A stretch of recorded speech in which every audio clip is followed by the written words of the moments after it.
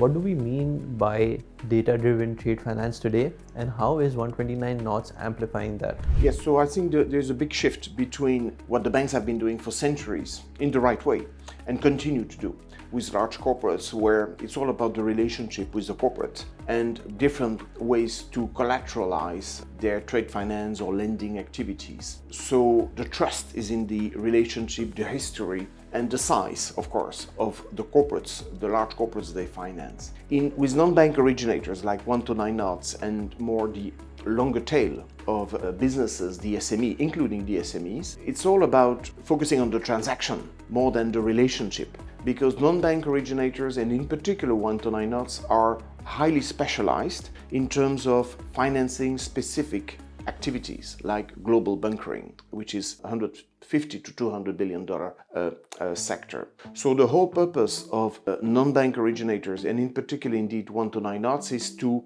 make sure that the transactions can be verified at granular level, all the data points in the transactions can be verified, and that the data originated, in addition to being verified, can be logged.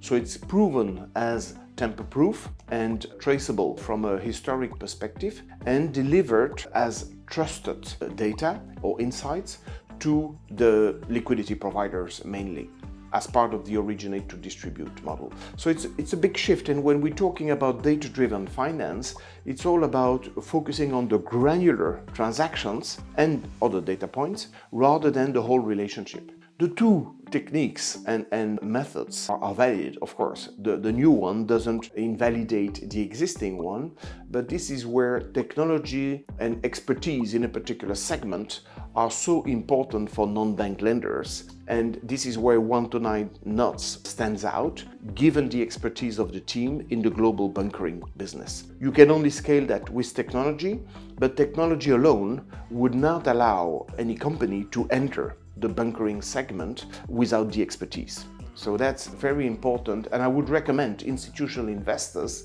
when they look at the dozens of non-bank lenders popping up here and there around the world, really to favor those who are highly specialized and who have a decade-long history in a particular segment or sector, industry sector, geography, or specific corporate supply chains, for example.